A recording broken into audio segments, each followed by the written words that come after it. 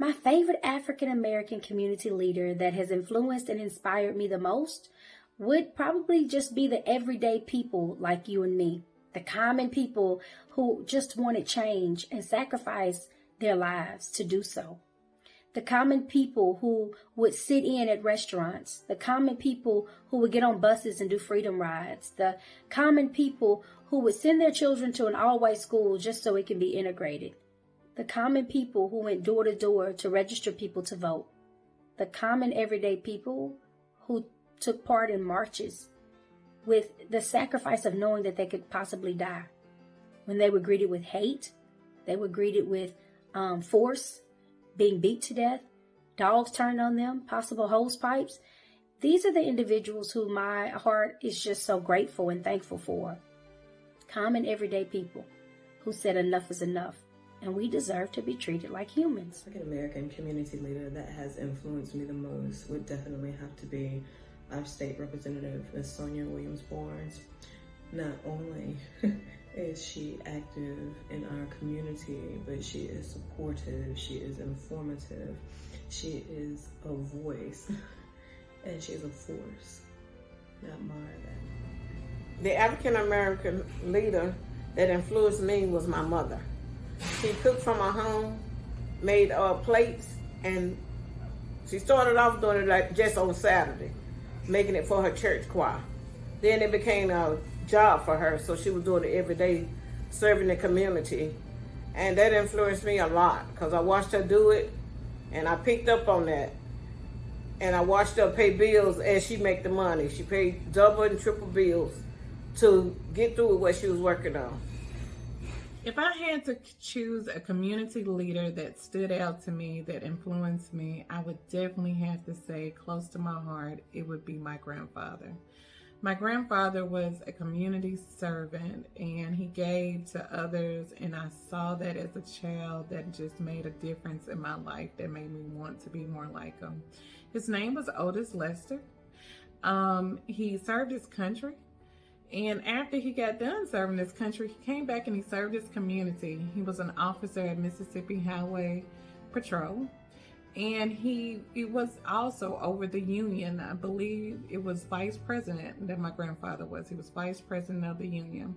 At that time, even after serving your country, Black African Americans still didn't serve as having the rights as some other counterparts. However, my grandfather worked really, really hard. So today it made it much easier for people like me and other ethnicities to be at Mississippi Highway Patrol or either other organizations and to get free rights and opportunity. I try to contribute to the Coast community as an African American business leader, mainly by, number one, patronizing and supporting other Black owned businesses, just because you can never have enough support. So whether it's sharing something on Facebook that may be going on or just verbally sharing information with a friend, as I'm giving references to certain businesses, I want to make sure that I also give a reference to a couple of the Black owned businesses in our own community. I also make sure my husband and I, if you ever visit our restaurant, you're going to be greeted with warmth. You're going to be greeted with respect, with dignity, with, just great service. The things that we would want somebody to do for us. We don't look at your skin color. We don't look at your religion. We don't look at your nationality. We don't look at your disability. Everybody has the right to simply be treated with respect and dignity. And that's something that we honor and pride ourselves on. I feel as though I contribute to our coast as an African American business owner by keeping my business here on the coast. Time after time, we have so many people with so much talent that'll up and leave and go to another state wanting better. We can have better if we keep us here. We are what we need, I feel as though by telling my story of how I got to where I'm at, it would be helpful for other people taking the same journey as I am. I feel I contribute to my community by opening a business and not support my community. and feeding the elderly and sick, and donating to a bunch of programs in the area, such as the youth program and different organizations. Some things that I try to contribute to my community as a leader is definitely teach about financial literacy. Financial literacy is one of the key things that are so important to me because I feel that we never had an opportunity to learn about money. Because we were poor, most African Americans, we grew up poor. We didn't have financial understanding. We barely had access to education. And now things have changed. So now that we have acquired money, some of the things that we don't know is how to spend our money wisely and how to save money and how to invest money and sometimes even having an insurance policy. So I try to educate people that I know, people that's around about insurance. I don't sell insurance. I tell everybody I sell protection and how to protect yourself and your family in the event of something happening.